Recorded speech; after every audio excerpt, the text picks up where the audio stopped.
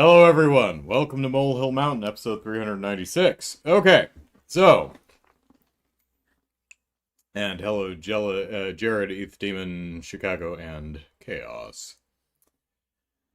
All right, so I am middle-aged now, and when you get to my age, it's important to have yearly colonoscopies. Well, luckily, by the time I came of age, medical procedures had proceeded to the point where you don't necessarily need a colonoscopy every year. You can do a test. And you can do it at home. And that test is putting poop in an envelope and mailing it to the hospital. Which is kind of gross. But yeah, I'll take that over a colonoscopy. If you can just, if you want me to mail you my poop so you don't have to jam an endoscope up my rear, okay. So, this is my understanding is this is something that was just introduced last summer. So yeah, I aged in at just the right time. But you might think you just get a regular mailing envelope, prop it open, put it under you, and, you know, and shove it. No, do not do that. That's disgusting. No, they send you a little vial. And what you do is after wiping, you get a little stick and you jab the tissue, and then you put the stick in the vial, and then you wrap the vial in a pad, and then you jam the pad in a little bag that's labeled biohazard, and by gum that is. Then you put it in a cardboard envelope, which is pre-addressed and stamped, and stick it in the mailbox. Now, the problem is, they ask you to, here's the hardest part about this whole procedure. You're supposed to date and what else do you write on it? Hang on, there's two things if I'm remembering.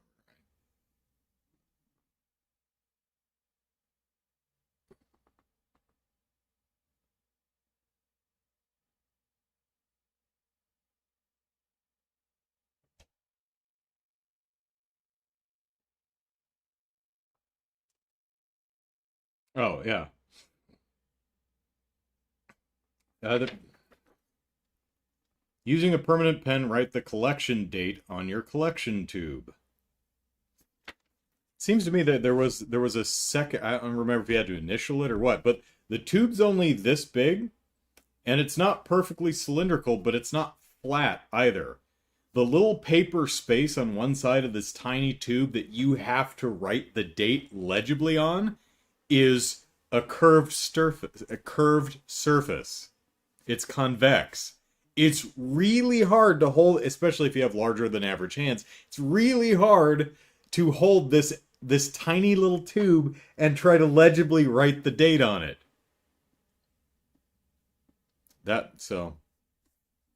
Yeah. Again, colonoscopies have no appeal to me as a procedure, but there is something weird about someone requesting you to smear some poop on a stick and mail it to them. But I don't judge. Now, I think the worst thing that could happen is if they, like, mail you back, or even worse, call you and are like, you did it wrong. Send more poop. Do it right this time. Oh, it is the time. That's right. It was the date and then the time. And it's like, it's really, really small. It's on a on a convex surface. You're trying to legibly write and my handwriting's poor in the first place. You should do a colonoscopy every 10 years regardless. Yeah, I mean, you should do one eventually. These are just, these do not entirely, this procedure does not entirely replace colonoscopies, but it is a replacement of the colonoscopy as the first screening, the first line of defense. This procedure, from what I understand, has a very high efficacy rate of detecting the same sort of problems that a colonoscopy would. You still, depending on your age, will want to get, regular checkups and physicals and such, but, and none too pleasant. I know. I watched all my mom's training videos. That you're not unconscious for that. No. Oh. You're awake the whole time. And it's not like it's painful. I mean, it shouldn't be. If you've got some lesions in unfortunate places, it could be pretty painful, but for most people it's just not pleasant or comfortable. It's mostly just really embarrassing because you've got multiple people sticking things in your bum. And that's just, yeah, that's no fun. I think most people would rather go to the dentist. They put you under now? Why? Just for a screening? Huh. They they did general anesthesia for a regular colonoscopy? Huh. Interesting. Because generally speaking, you don't want to use general anesthesia unless you really need to. And I don't know why most colonoscopies, at least a colonoscopy done as a screening, shouldn't require anesthesia, but I'm also going off of training videos that are now 30 years old. So, I'm sure things have changed. The endoscope was a gigantic machine on a very tall cart on wheels. I imagine it's probably a very small portable thing nowadays. Um, Chicago out put under during. Oh, okay. I guess it's a general anesthetic now, and I did not know.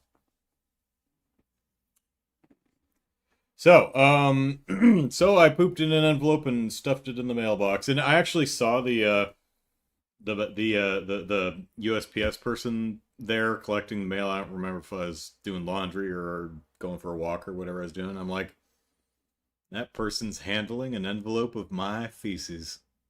Should I tell him?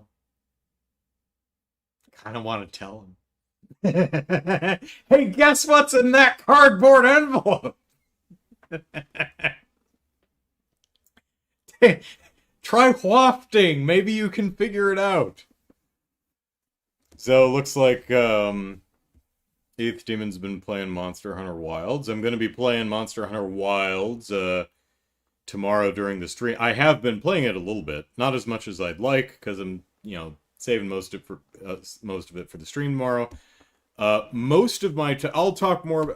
Let's see. Should we get in the yeah? What the hell? Let's get into Monster Hunter now. So Monster Hunter Wilds.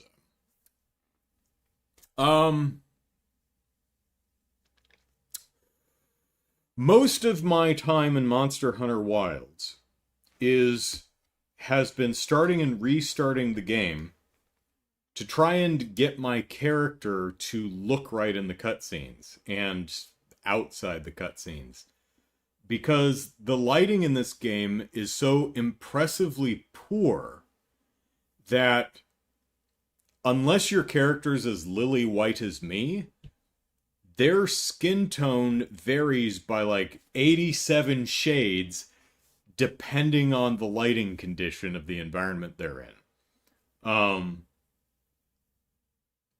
I think there's something borked about that lighting system, because I mean, seriously, I've tried some of the presets, and any of the skin tones darker than mine have the exact same problem, where they just, like, my character Leslie's darker skin than I am, as most people are,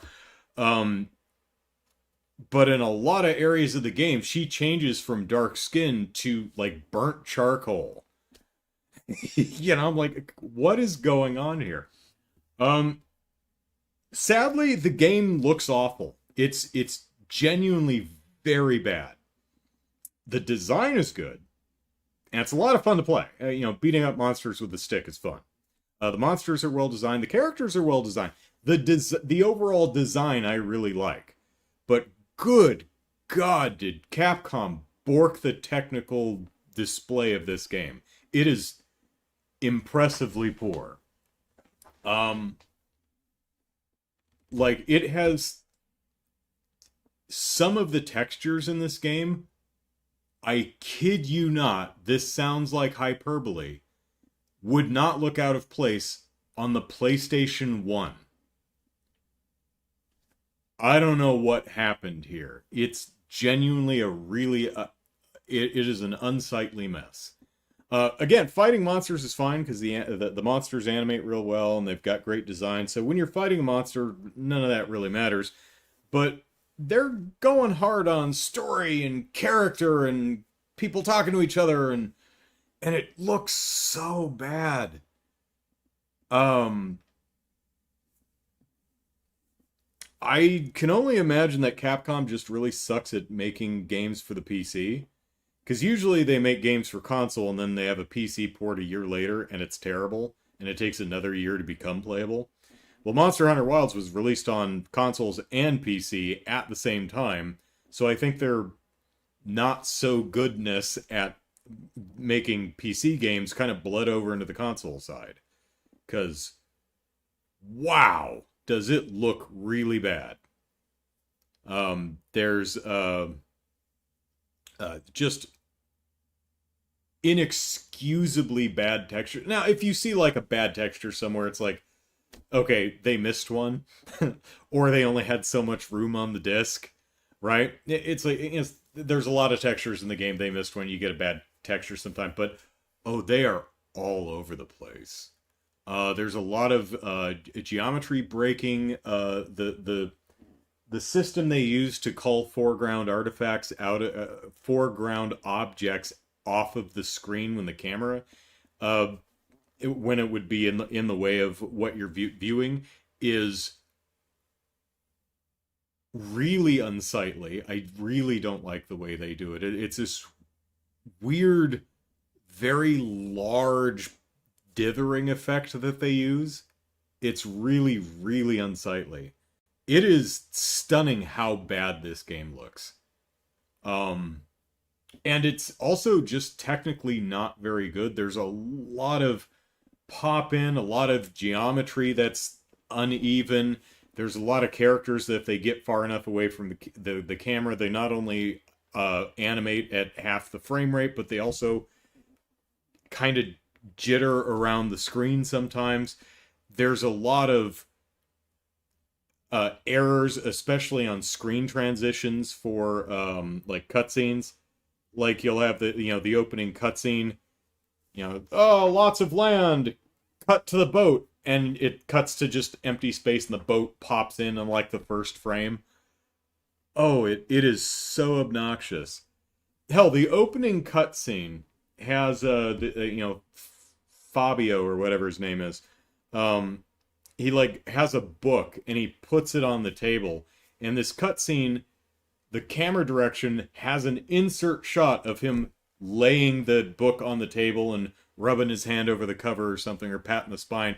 And that book has just an obnoxiously bad texture on it. I'm like, what happened here? It's stunningly bad. Kind of reminds me of Yakuza Ishin, which came out a couple years ago.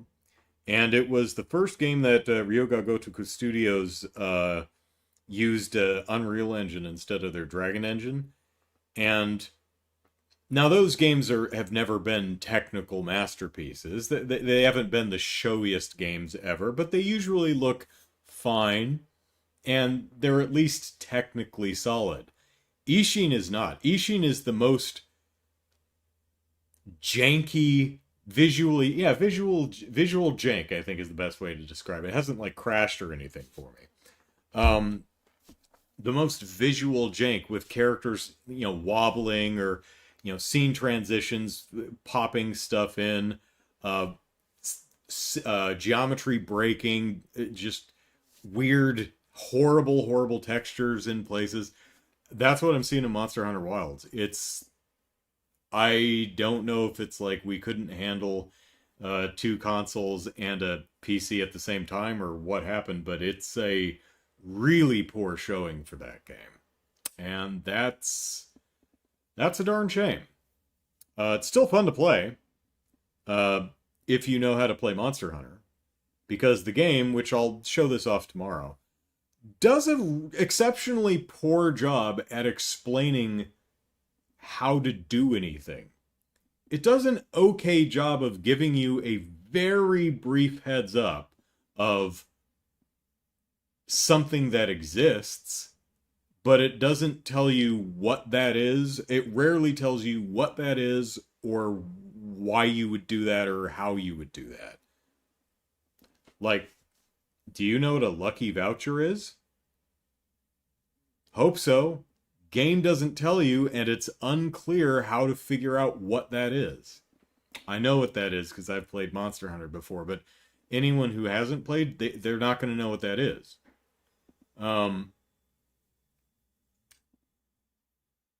So if you've played Monster Hunter before, it's fun. It's Monster Hunter. There's monsters. They're really cool monsters. You get to hit them with a stick.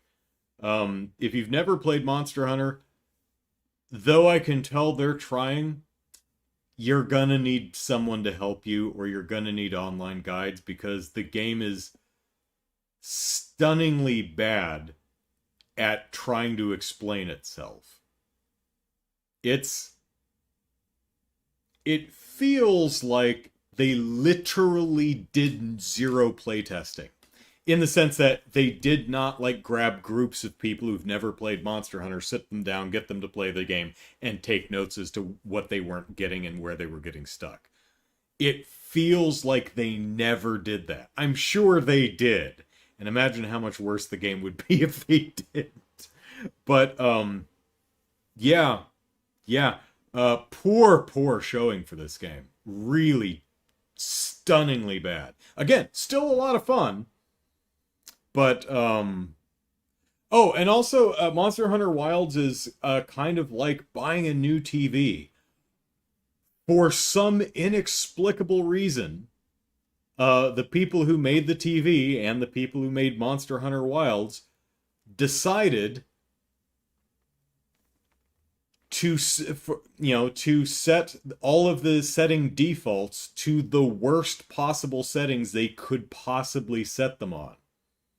Like, the camera defaults zoomed, I think, all the way in.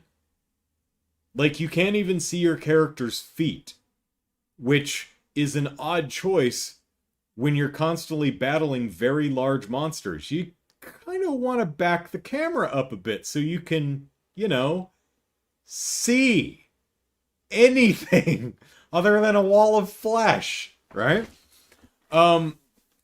If you've seen any marketing for the game, you know that you've got a bird horse thing.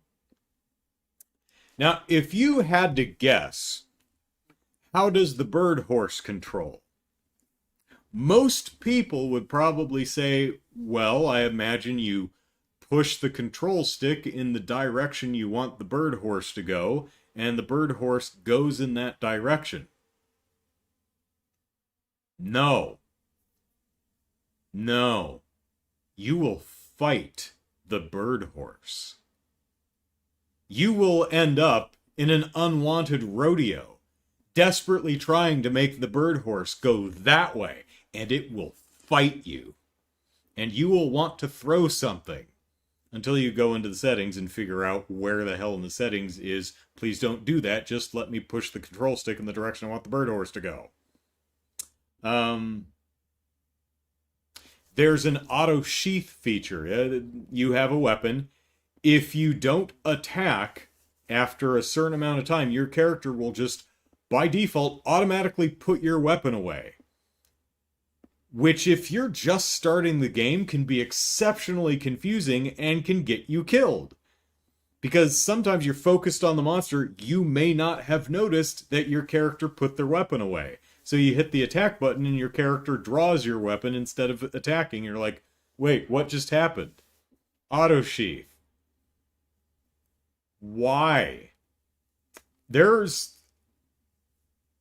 Now, I mean, there's some things like some people do not like inverted vertical cameras. Okay, that's fine. You know, I think we're all used to, those of us who prefer inverted vertical cameras are pretty used to just going into the options first thing and changing that. That's fine. That's something that I think splits down closer to the middle, but a lot of the default options in Monster Hunter Wilds, I would be shocked if a significant number of people preferred it that way. But I'm constantly wrong about a lot of important things, so who the hell knows? Um, Use a label maker. I think you're talking about for the poop capsule thing. Yeah, I actually have a label maker for the raffle balls. I use that for the um, charity event. So I didn't think to do that, but that's a good idea. Um,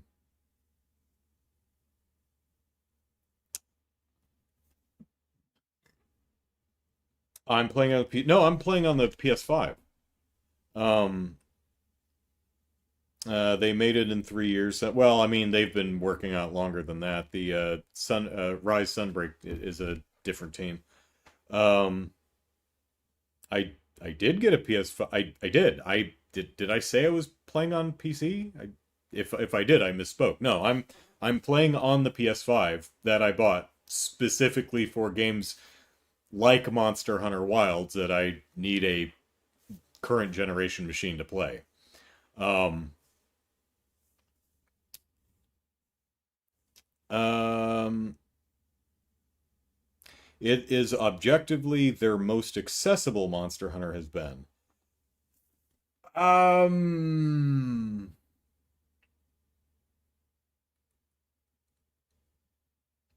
I guess. I mean, I wouldn't say it's any more or less accessible than like World Iceborne Rise or Sunbreak. I suppose if you actually counted I mean, this one has a lot more explicit accessibility features, so in that sense, it certainly is. I mean, they've got lots of colorblind modes. They've got that funny mode that all of the creepy crawlies turn into weird little snot blobs. That's funny. And I'm just, for anyone who has arachnophobia or some other similar phobia, I'm sure I hope that's helpful. Except Lala Barina is the third monster in the game, so and she doesn't turn into a big snot monster, so. Mm. Um, I appreciate what's interesting about the there's a lot of thought put into the monster program. I'm only three monsters in. Um, because most of my time has been it's been the reason I keep starting and restarting the game is Capcom will not let you edit your character, at least facial features and skin tone and things like that. You can change hairstyle and color. But if you start the game and you're not happy with your character, maybe because the lighting makes them look like burnt charcoal, well, you're gonna have to give Capcom some money if you want a character. That shit ain't free. Yeah, character edit vouchers are for sale on the whatever platform's online store, and that's a bunch of bullshit right there. That one actually makes me mad.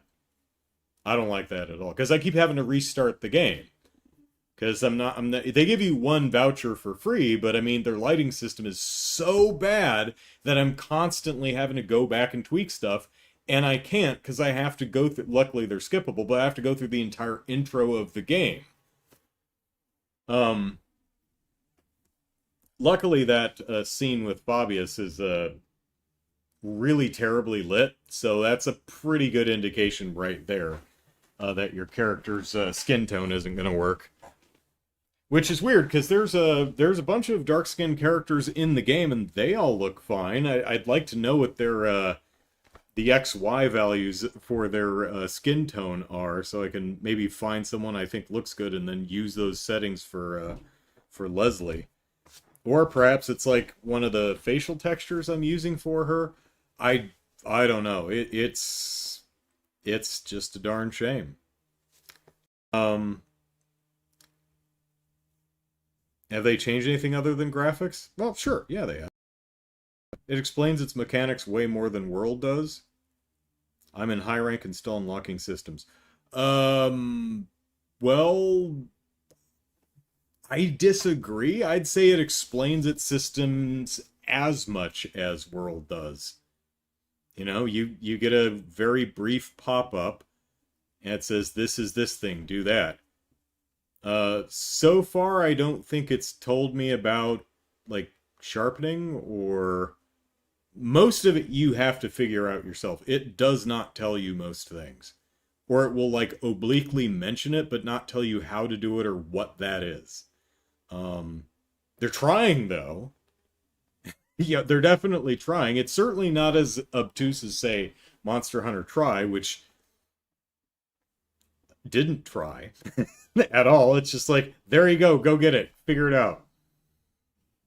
Um, I've been playing Monster Hunter since Try, and I've had to look up a few things for worlds because I could not figure out how the hell to do them. What did I have to look up? Oh, how the hell to use the character voucher. I couldn't figure out where the hell I had to go to actually use it. The tent would seem like a good place to go because that's where you go to, that's where you go to adjust all of your equipment and stuff, and you can adjust your character in the tent, like her hairstyle and stuff. No. Is it in the settings? No. Is there a separate person you have to go talk to? No. It's on the title screen. And you have to actually make the character and start the game and create a save file and then exit out and go to the title screen, and then you can use a character voucher to edit the character. Oh. Okay. I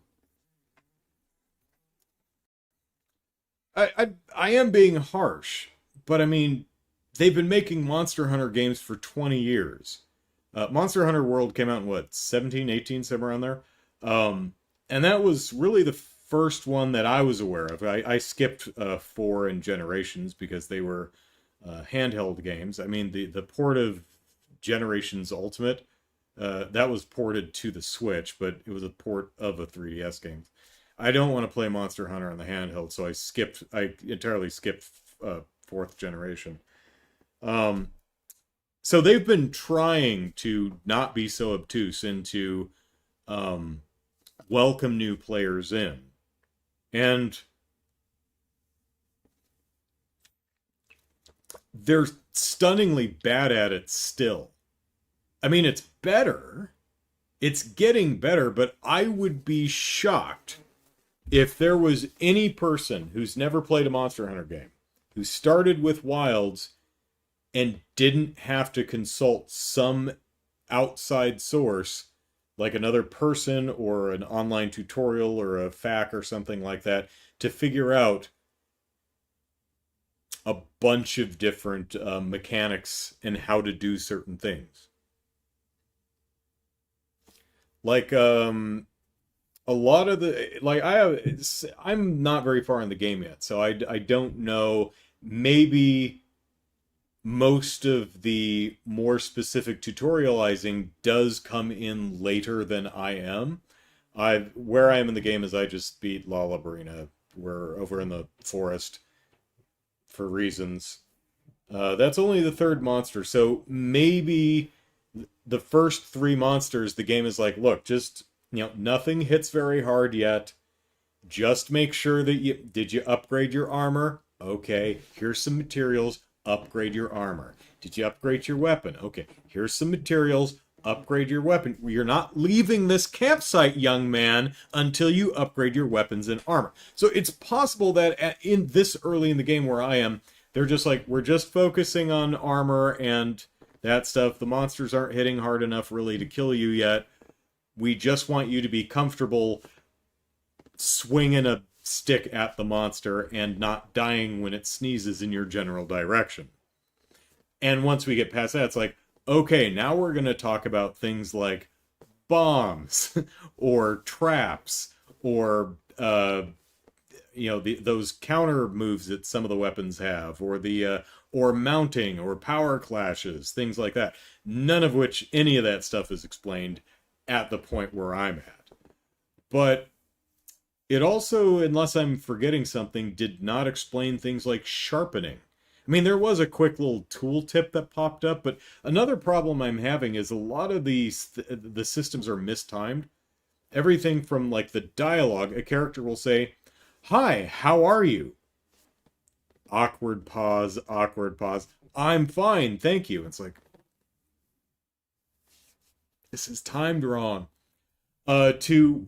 You'll constantly have stuff pop up on the right side of the screen, and you'll read it, and you'll be like, what? And then it's gone. And it's like, I hope that wasn't important. What was that about? It's like, it's like you've just unlocked a nameplate. Oh, cool. What? Why? How? Where? What is that? What is it for? No idea. I know what that is. But most people who are starting Monster Hunter are not going to know what that is. Or they might be focusing on the monster and not be able to read it because it's only on the screen for like 2 seconds at best. And there is actually a way in one of the menus to get back at that stuff, I believe. You can look at the chat log and go read it again if you missed it. But the game doesn't tell you that either. So it also starts you with just an enormous amount of items that you don't know what to do with any of them. And actually, so far as I can tell, you can't do anything with them. Like, I think it's probably not a good idea to give people armor spheres before you can actually upgrade the armor. Because you're like, what does this do? And you read the description. Oh, for upgrading armor. Hey, Gemma, I want to upgrade armor. And Gemma says, well, hey, I happen to have a menu option that says forge/upgrade armor. Except at this early in the game, you can't upgrade the armor. It says upgrade, you've got armor spheres, but that hasn't been unlocked yet, and it doesn't tell you that. So if you're a veteran and you know what this stuff is for, you might be confused as to, well, wait, why can't I upgrade my stuff? And if you're new, you may be completely oblivious to that, but you may also have read the description for armor and go, oh, upgrade armor. Neat. And saw that the option in Gemma's shop is upgrade armor. What am I missing? How do I upgrade the armor? I've accidentally bought 3 of these damn things. Also, I accidentally bought armor that I already had because I'm sure it says somewhere on the screen, but I didn't see it, that I already own that piece of armor. I think there's a little item box check icon next to it.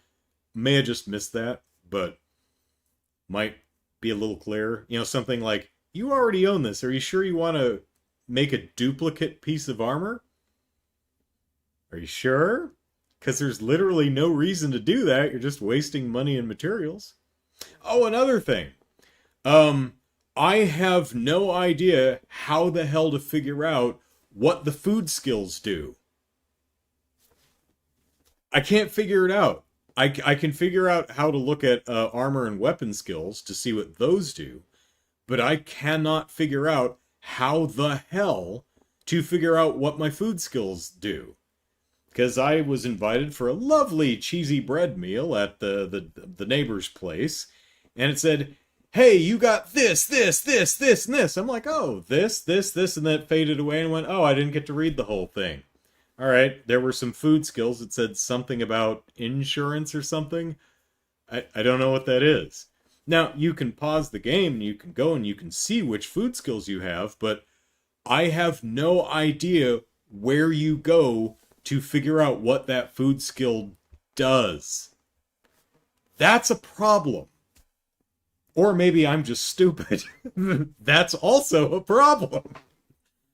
So, again, while I'm bitching, I do want to make clear it is a really fun game. I'm really enjoying it, but I expected better, both from the visuals and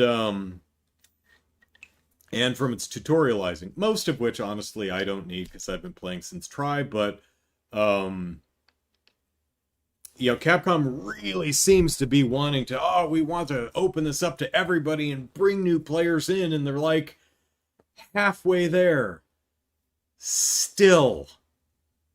And while halfway there sounds good, it's also halfway not there. So, um, sharpening is mentioned, as I recall, the first fight with the Chatacabra. There's one pop-up box that says, hit, do this to sharpen, but it doesn't explain the sharpening system. It doesn't explain how to read the gauge or what green, yellow, and orange and red sharpness is and why you would want to do that. It just says you can sharpen by hitting this button. Cool. Why though? That's kind of important. Oh, because when your weapon is dull, it does less damage and you start bouncing, which means X, right? You want to keep it sharp because the sharper it is, the more damage it does. Right? And if it's dull, you bounce and you do no damage. It doesn't tell you any of that. It just says, "Hey, sharpen your weapon." You can do it by, the little shortcut menu. Okay, thanks.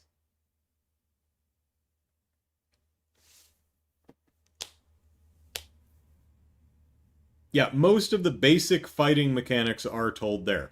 Basically, push this button to draw your weapon, push this button to hit things, heal, sharpen. I mean, heal's pretty obvious. I don't know how much more explanation, but sharpening is a system that needs to be explained. Especially since it works on a gauge. I mean, I think most people can intuit the health, but I don't recall it ever talking about stamina at all, and that's pretty important. Maybe it goes into stamina later. I don't know. Let's see. Sean says, started with World and had to completely learn everything through YouTube tutorial videos. It was really rough. It was good that I really loved the game, or I would have dropped it. Yeah, and World, like Wilds, is definitely more accommodating to new players than the predecessors. Like the Chatacabra, the first fight is a really good, safe. First of all, you get to that fight really quickly, unless you spend several hours in the character creator and then get very upset that your character looks like absolute dog shit under most lighting conditions. You get to the Chatacabra, and it's a wonderful, safe spot for most players. It attacks in a straight line. It doesn't have like weird spinny moves. It can't fly. It's adorable as hell, so it's a very appealing monster. It has really wonderfully telegraphed attacks. It'll be like, I'm gonna hit you. I'm gonna hit you. Here, do you see the big fist? I'm winding up. Okay, here we go. Boom. Doesn't have much range. And it hits with all the force of a gnat. I don't think you can die in that fight. First of all, the Chatacabra does not hit very hard, and your Palico will keep healing you. If you run out of health, I imagine he's going to keep coming over with, and smack you with upside the head with a Vigor Wasp. It may actually be impossible to cart, and that's good. I think it's a great opening fight. It gives players, new players especially, a chance to learn what they're doing while fighting a monster, something some of the early games did not do. The first several hours of the game, it's like, first monster is Great Jaggy. Oh, you ain't getting to Great Jaggy. Not for a couple hours. No, now go out and collect some mushrooms. It's like, oh, you don't even get to beat on the big, the Aptonoth, the cow creatures. No. Go mine some ore out of a rock. and then we'll talk. Oh, but before that, in that game, you had to gather rocks and bones to create pickaxes, and then you could go mine a rock. Um, but also, Chatacabra, I think the health pool is just a little bit too low because it dies too quick for you to really learn anything. That might not be the point, though. They might want to just, beat on a monster, power fantasy. Now we can get over here. Here's the training area, which is I like the mechanical Tetranodon and Rise better. I mean, this one's fine. It does exactly the same thing, but that was a lot cuter. Um, Oh my god, there's a wedge beetle in the training area that just has this high-pitched whistly noise and it will not shut up. I can't stand being in the training area because you're just under a wedge beetle and it just will not be quiet. I wanted to try some other weapons and I just could not spend any time in the training area because of that damn wedge beetle. It's got this really. Remember when we were in Nord in Trails of Cold Steel, and the Out in the Field song, background music, had this high pitched whistle at certain points. And it was driving me nuts. Kind of the same thing here, only it's even more frequent. So I grabbed the heavy bowgun. I just went out into the world and started beating on another Chatacabra, I think. Uh, yeah, I don't think the ranged weapons are for me. I want to hit things with a stick. I don't want to hang back and shoot it. Although I do think pardon me, I do think mechanically they work. They're not as annoying to me as they have been in the past. But I think I'm gonna stick with hammer and charge blade. Um, do I have cooking unlocked? There's a section of the cooking menu that tells what the skill on each food item does. Okay, yes, when you're cooking and you're picking the ingredients to cook with, it will tell you what the food skills do. However, once you've already cooked or already eaten a meal and you have a food skill applied, I don't know how to go look and see what that does.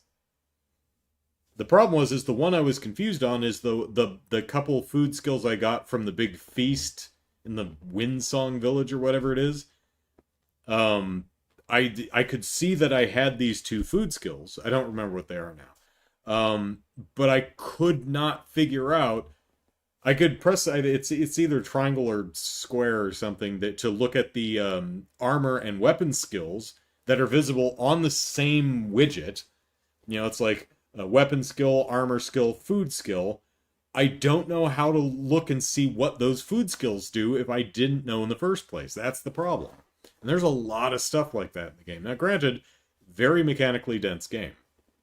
And also, I'm only 3 hours in, 3 monsters in. I'm like 7 hours in because I'm spent a lot of time futzing around in the character creator and restarting the game over and over, trying to get a skin tone that wouldn't look like absolute garbage. Still have not been successful. I like the general design of my character, but she just looks either ashen or burnt charcoal, depending on where she is. It's really annoying. So I'm also kind of annoyed that my Palico says so tasty instead of me. That's a small nitpick, because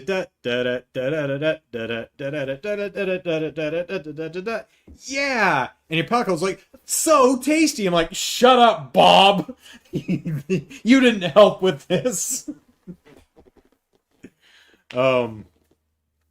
So anyway, do I recommend Monster Hunter Wilds? If you're a fan of Monster Hunter, absolutely. Because there's monsters in it, and smacking them with a stick is fun. And the design, graphical presentation is super rough in a lot of areas, but the design is solid. Like, the creature design is on point. A lot of the character design is really attractive, too. But Olivia's cat Athos is the fluffiest little kitty. There's baby secrets, the horse bird. There's baby horse birds, and they like just wander around the village, and you can trip over them and knock them over. They just fall over. As wandering around in the Scarlet Forest, I think it's called, and there was this flower, and I'm like, and this bird or owl or parrot or something lands in the middle of them. I'm like, oh, I'm gonna get out my capture net and I'm gonna capture me some endemic life. And I line up my cursor and the damn thing just snaps shut on the bird. I'm like, oh shit.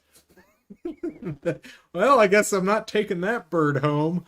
Vaya con Dios, birdage. So a lot of great stuff in the game. The game is super cute. It's very funny. It's got monsters in it. You hit them with sticks. There's some graphical stuff that really shouldn't be an issue. And while the games are slowly getting better and better at teaching new players how to play the game, it's still not there yet. Not even close. If you're a veteran, absolutely, yeah, it's a lot of fun. If you are new, know that you are going to have to consult sources outside of the game still. It's not the wall that the earlier generations, like third and possibly fourth too. Again, I didn't play it.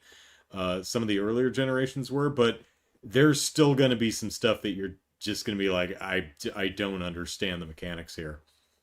So, oh, and I settled on my bird horse.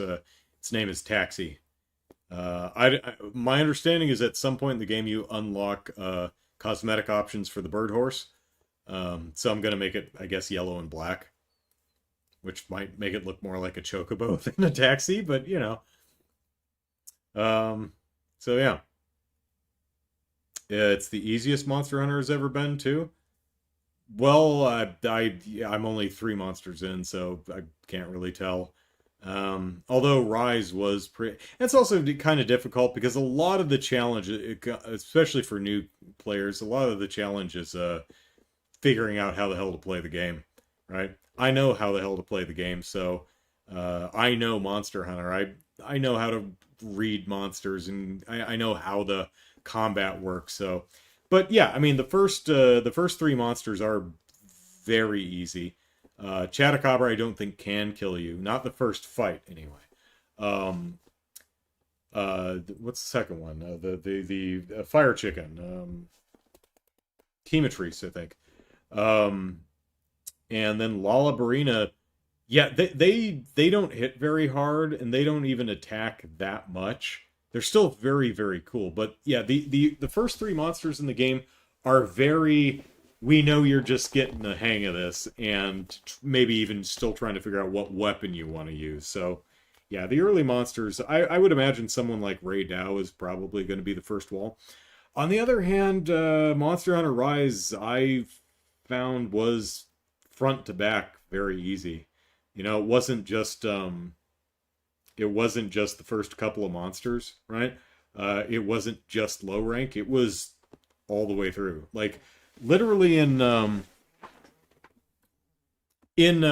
Monster Hunter World, I think I carted to a full third of the monsters. There's like 30 some monsters. I carted to 10 of them.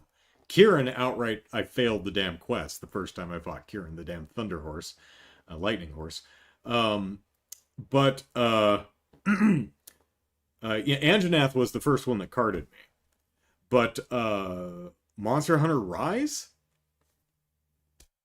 I don't even know if carding is a thing or if they do something else. I literally never carded in that game.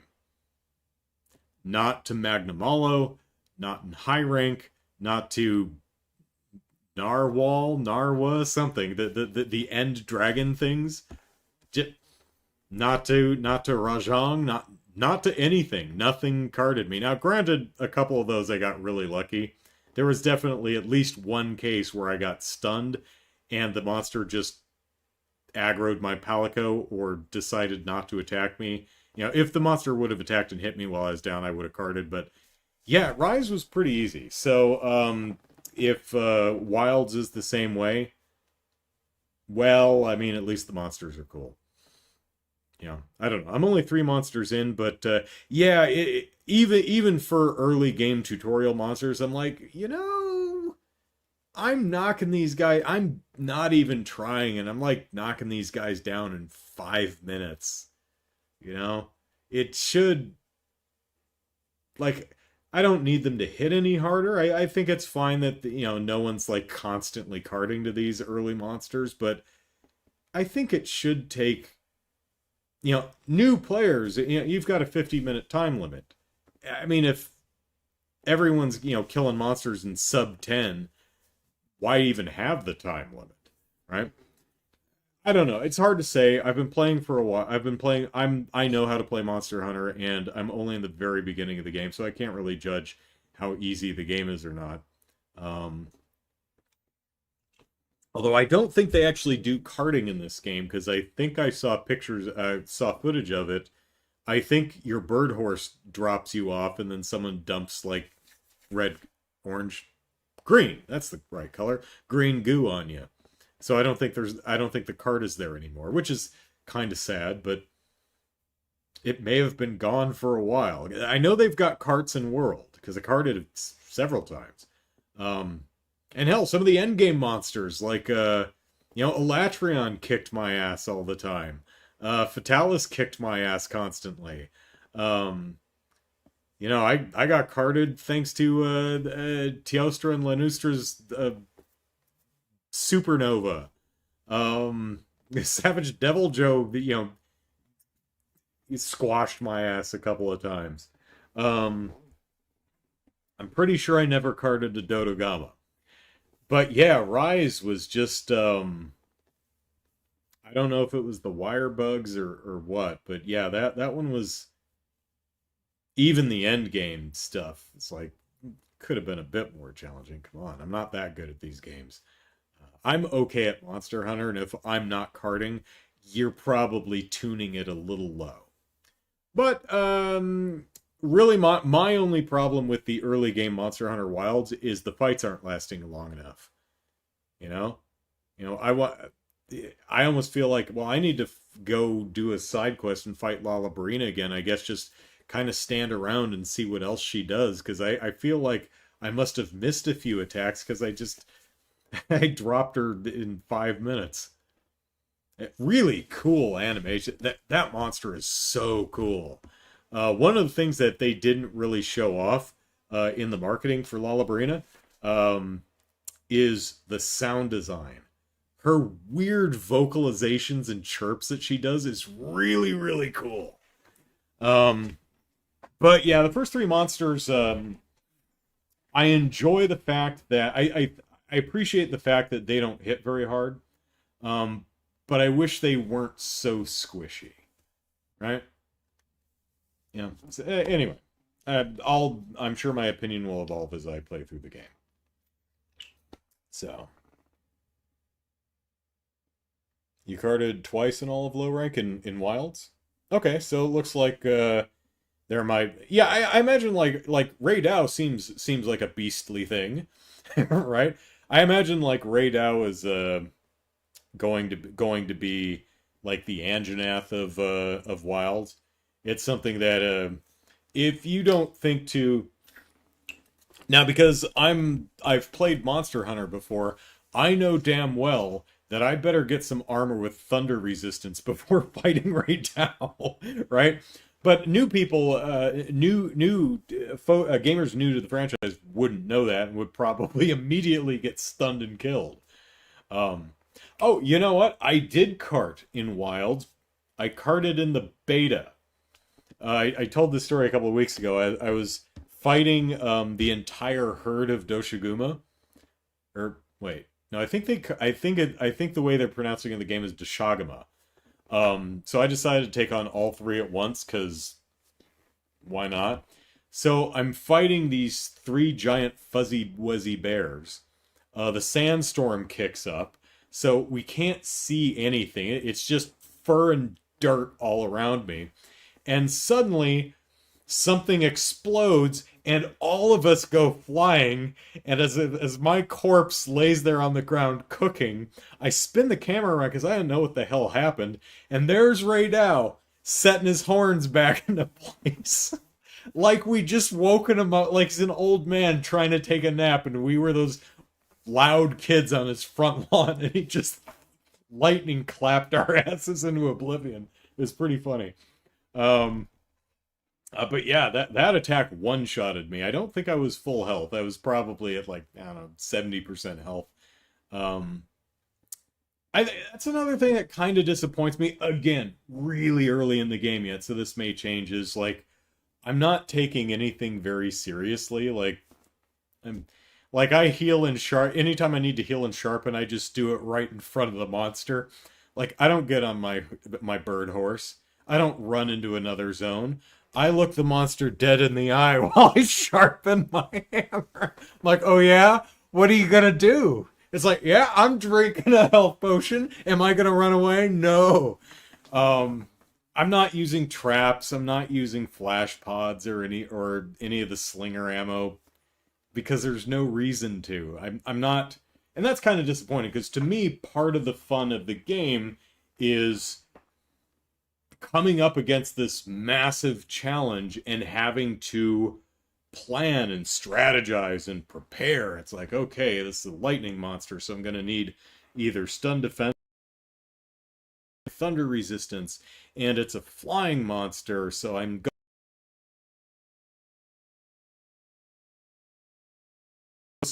um and it's got a poison stinger or something like that, so I better bring and if I don't have stun resistance, I better bring nullberries, and if it's poison, I better bring, antidotes or herbal medicine or something. And it's in a volcano, so I better bring my cold drink, right? And it's like, okay, this monster is weak to water element, so okay, I'm gonna craft this weapon that has water element, or maybe flying monster. I'm gonna use insect glaive or longsword or greatsword, something that has a better reach than something like dual blades or sword and shield. I might have it. I miss that, right? And I didn't get any of that in Rise. I miss having to actually take the monster as a serious threat and deliberately, consciously use every resource at my disposal to take this son of a gun down. And there just wasn't anything like that in Monster Hunter Rise. Like, most of the time I didn't even bother eating at the canteen, or I didn't bother with my item pouch before I left. I just went on the quest and started smacking the monster. I miss that preparation, right?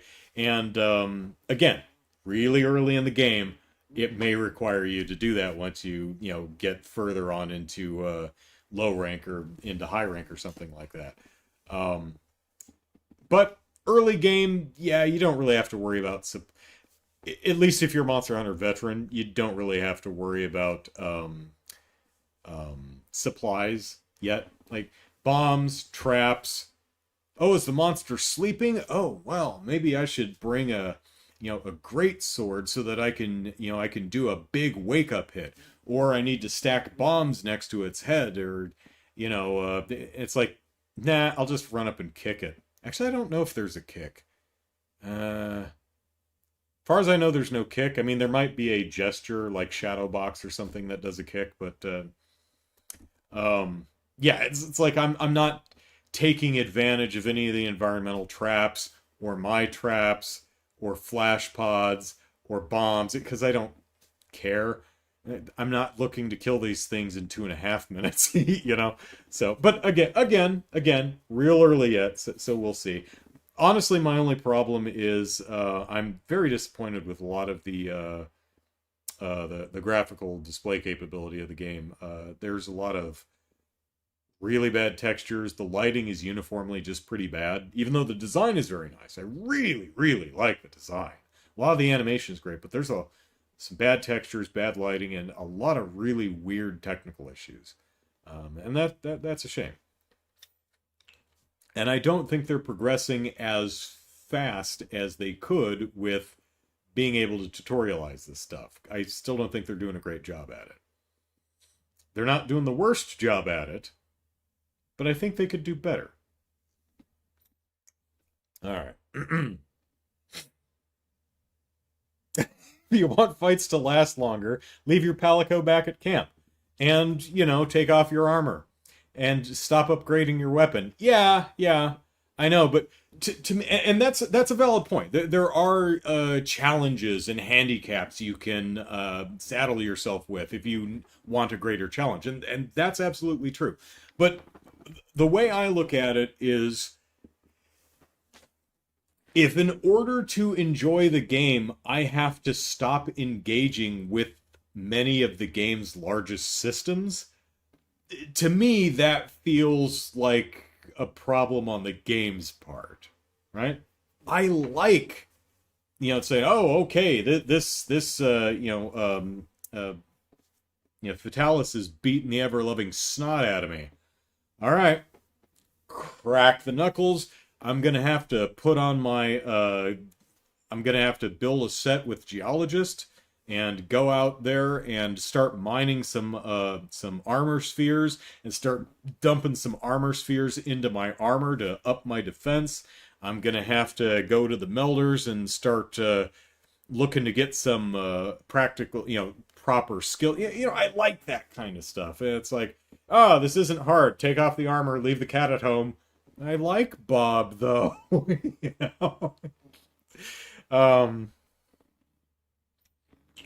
The Lala Barina wig that you can give the Palico is adorable. It is so fun. And I love the fact that you can wear both versions of the armor, the masculine and feminine version of the armor. I've been having a ton of fun. I'm very slow at the game because a lot of times I'm like, and I'm constantly moving back and forth between which waist piece should I use. So I think all of the armors I've used so far, and again, very early in the game, but I've done not only mixed sets, but mixed versions of the individual set pieces.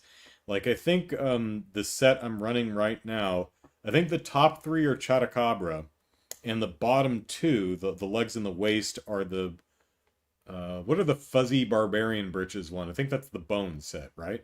But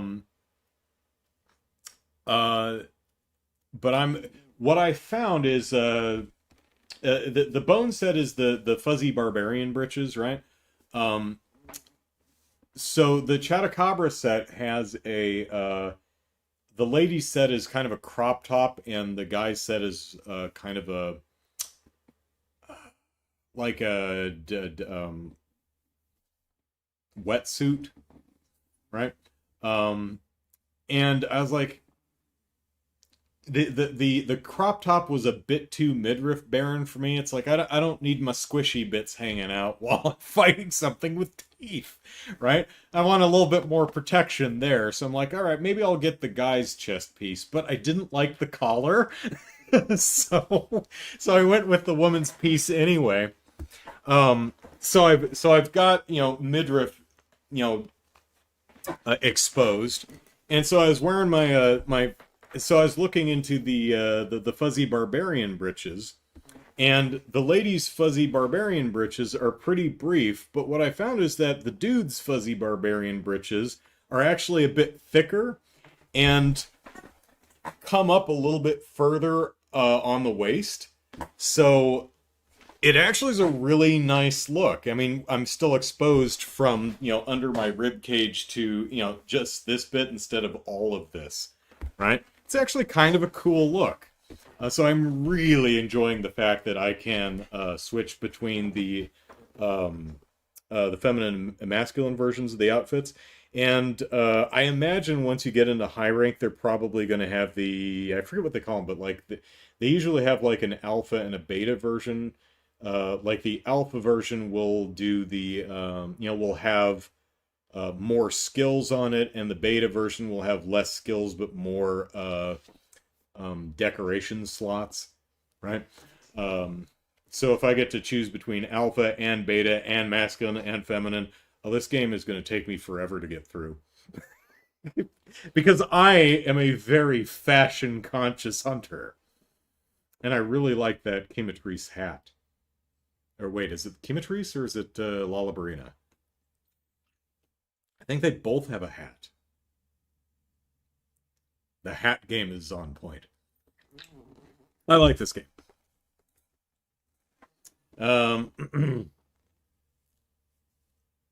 Sean says, I don't know why they brought back paintballs. You don't need them. Yeah, I noticed that too. There's a paint pod in my item box, and I don't know what it does. I didn't read the description or look at it yet. I'm like, paint? What do I need that for? Everything is on the map all the time, and my bird horse just goes straight there. I don't know what that's for. So it's a good question. I don't know if it has any utility or not. I-100 to 0 you real quick. Fashion hunters. I slay giant monsters and I look fabulous doing it. And my cat looks like a complete dork, but he's adorable. It's a cat. And Bob can do no wrong. So let me talk about one story real quick, and then we'll hang it up for the night. I was last weekend, I think it was Saturday night. It was about 10:30 at night. I was taking out the trash or recycling or both. And the dumpsters are way over there, which actually makes me happy because I can't smell them. And I can't hear anyone slamming anything or dumping trash in them from here. So that's great. So I grab my disposables and I head out there and I dump it. And as I'm walking back, two young women walk into the apartment complex. And they're walking along the sidewalk that leads to more apartments. And I was approaching that sidewalk. It ends up hitting it in a T-junction. And so we hit that junction at about the same time. They continued going towards whatever apartment they were heading towards, and I went the other way towards my apartment. And as I was walking towards my apartment, I hear, "Hey!" And I turn around, and both of these young women had stopped, turned around, and yelled at me. And they were staring at me. And one of them looked kind of upset. She was standing there with her hands on her hips and leaning forward and frowning at me. The other one was just kind of standing there. I didn't really get a read on her. And she said, "How come you weren't looking at us?"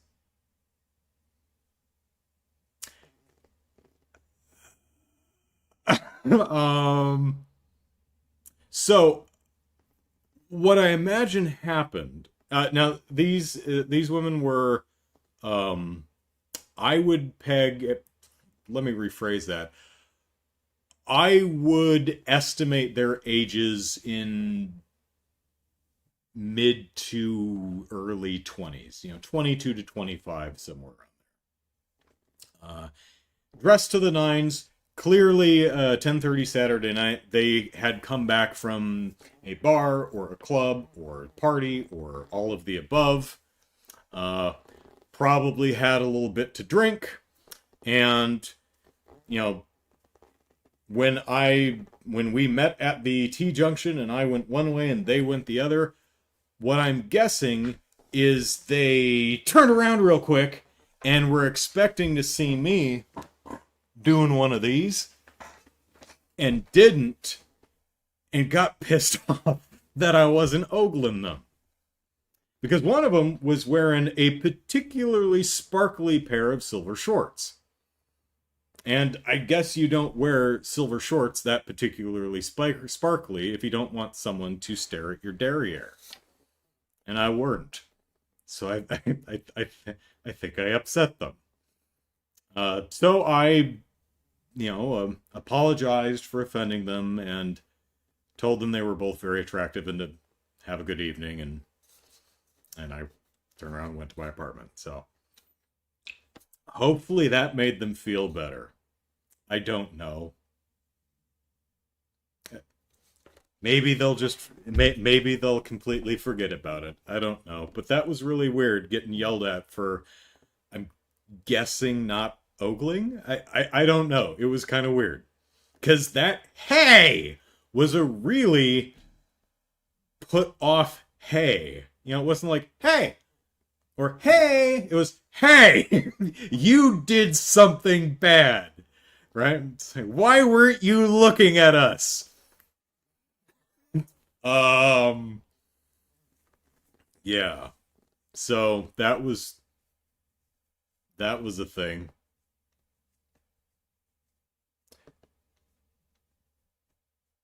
They don't tell you what the paint. Oh, and Monster Hunter, they don't tell you what the paint does till high rank. Okay. So there's my funny Ogling story. They probably wanted you to invite them to their apartment. I seriously doubt that. I mean, there's probably a 20-year age gap between us. Um, but yeah, that ain't happening. Um, but they were impressively sparkly silver shorts, so certainly give them that. And I think that's it for tonight. Tomorrow we thought I caught some movement. Don't know if something's crawling across my carpet or not. So tomorrow we will play the opening hours of Monster Hunter Wilds and point at all the um, stunningly bad textures and have a laugh. So join me for that if you like. And the weekend after that, we'll return to Trails of Cold Steel, where I have to rewind time about 5 minutes because Celine was hanging out in the first floor of the dorm, and I ran right past her and didn't give her any warm milk that's been curdling in my pocket for 6 months. So we'll have to take care of that. So hope to see you all tomorrow for some Monster Hunter fun, and until then, have a great night, everyone. Take care. Bye bye.